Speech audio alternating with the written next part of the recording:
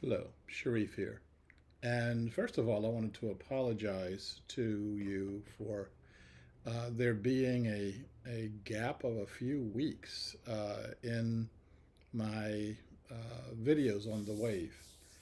I've been under the weather, what felt like a perpetual cold. Um, and you can actually still hear in my voice a little bit that it's not completely over, but at least I have a voice. And before I was either frogging or whispering. So feeling well enough to go forward here.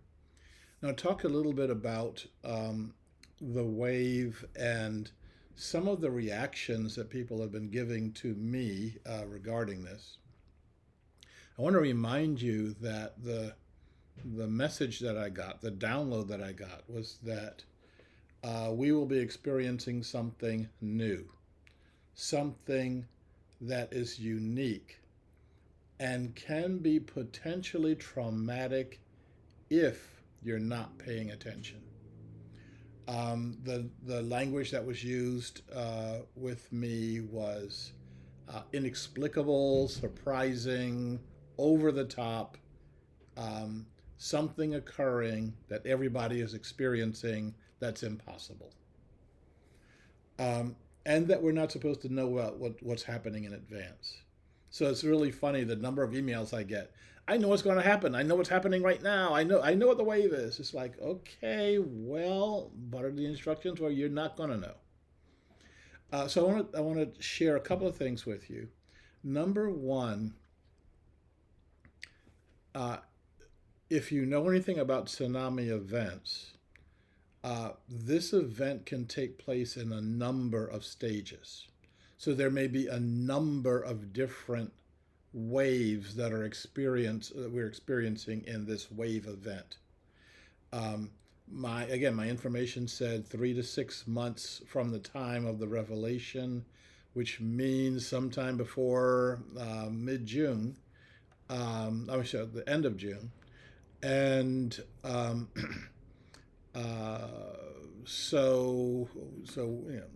I'm paying attention to what's going on, and I hope everybody else is.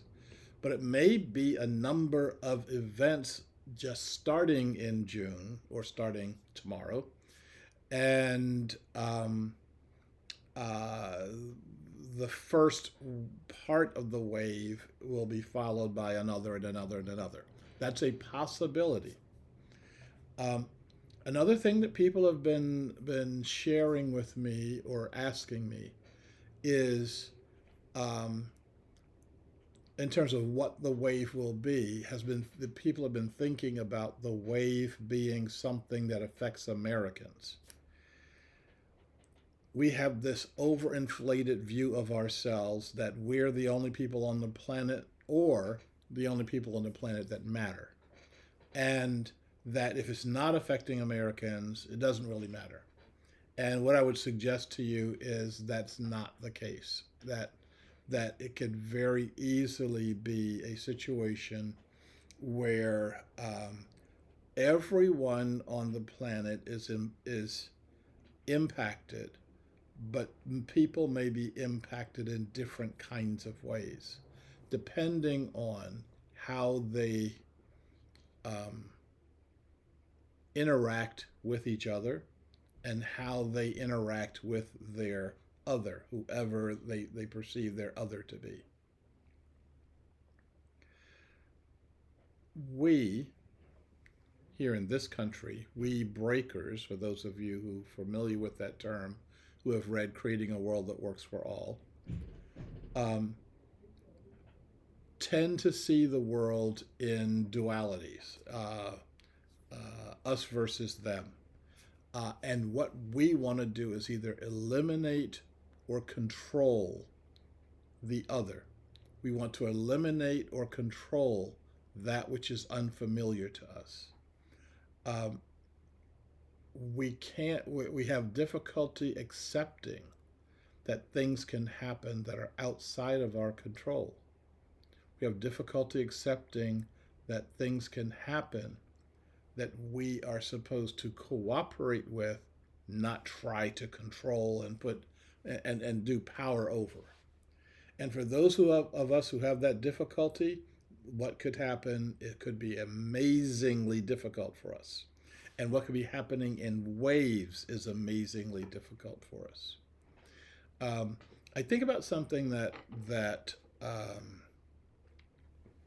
happened during Hurricane Katrina down in Louisiana. Um, there were two police officers in New Orleans who committed suicide during the worst outbreaks of Katrina because they were facing something they had never faced before, the kind of complete breakdown of society. And they were told, you're the police officer, you're supposed to be maintaining society, and it's like, no, we can't maintain this. um, that was just water, okay, and a lot of wind.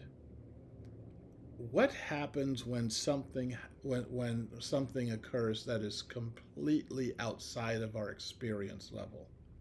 What do we do then? That becomes our challenge. That becomes the thing that we need to be thinking about. Um, and our what happens when a coronal mass ejection hits the earth and all of our electronics go out forever? Now, that's something that we've never experienced before.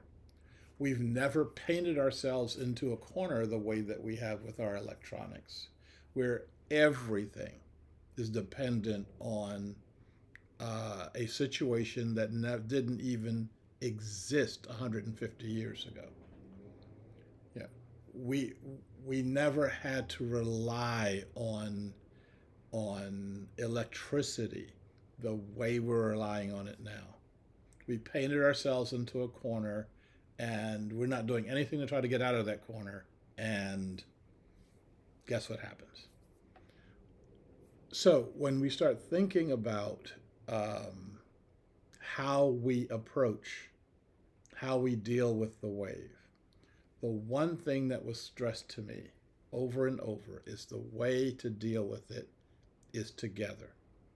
Is that when we come together with each other, when we come together with the other, the person or the group that we think is opposing us, and all of us start looking for common solutions to a common problem, we'll be able to see our way forward.